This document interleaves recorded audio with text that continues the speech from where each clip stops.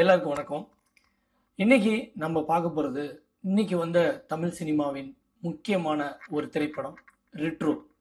அதாவது ரெட்ரோங்கிறது ஒரு English name ஆச்சு. ஏன் தமிழ்நாட்டுல தமிழ் படத்த பேரே தமிழ்ல வைக்க மாட்றாங்க அப்படிங்கிறது இப்ப வர வர எல்லா ரசிகர்களுக்குமே கேள்வி ஆயிடுச்சு. அதாவது இயக்குனர்கள் எப்படியாவது தமிழ் பேரே வைங்கப்பா, தமிழ் படத்துக்கு ஏன்பா ஆங்கில பேர் வைக்கிறீங்க?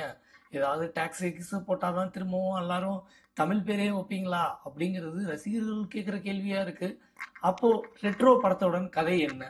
அதாவது நடிகர் சூர்யா அவர்களுக்கு பல திரைப்படங்கள் திருப்புமுனையா அமைஞ்சிருக்கு. அதாவது இவர் அறிமுகமான படம் வந்து நேருக்கு நேர். எல்லாருக்கும் தெரிந்த விஷயம்.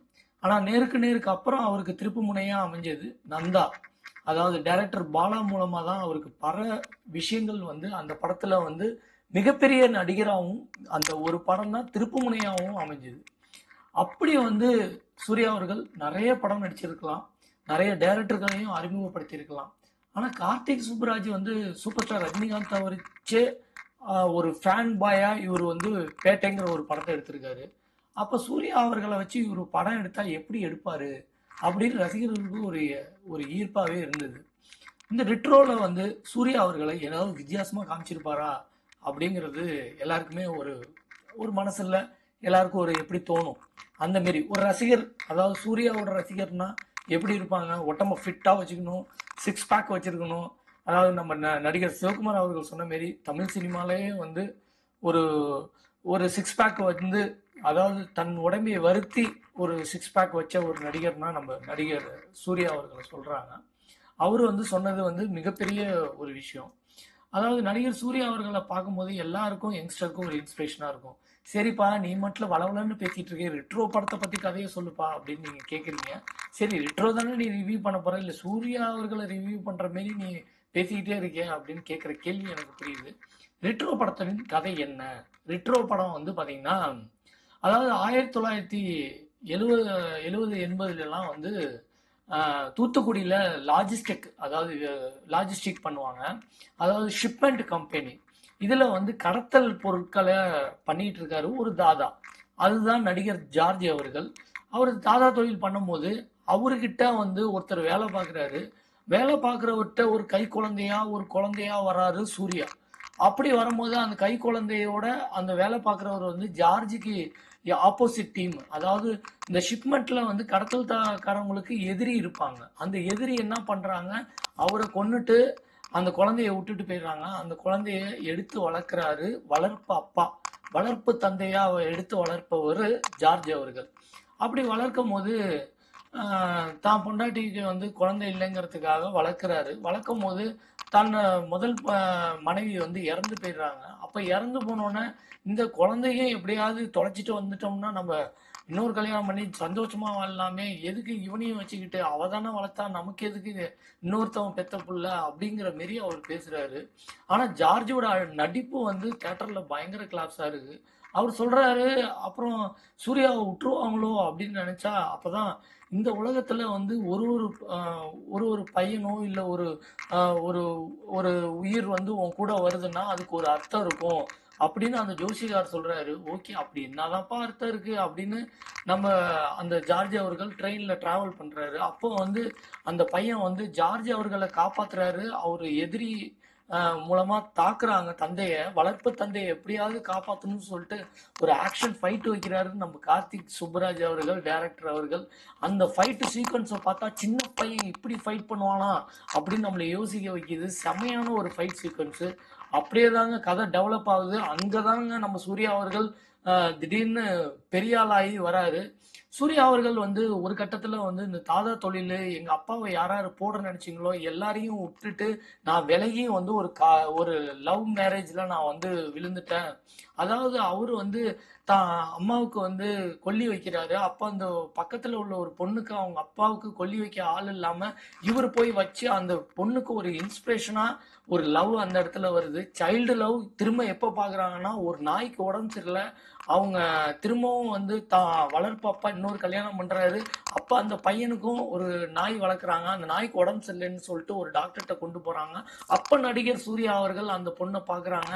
அப்போ அந்த நாய் வந்து கொஞ்சோண்டு பாத்ரூமை மேலே அடிச்சிருது. அப்போ வந்து நம்ம நடிகர் சூர்யா அவர்கள் சிக்ஸ் பேக்கை காமிக்கிறாரு. அங்கே தாங்க லவ் சீக்வன்ஸ் அப்படியே ஓப்பன் பண்ணுறாங்க. லவ் அப்படியே அழகா கனிமா பாட்டை போட்டு ரகலையா விசில் அடிக்க அடிக்க நம்ம சந்தோஷ் நாராயணனோட மியூசிக் டைரக்டரே வந்து சூப்பராக டான்ஸ் ஆடி கனிமா சாங்க தேட்டரில் ரகலை விடுறாங்க. அங்கே தாங்க விசில் பறக்குது.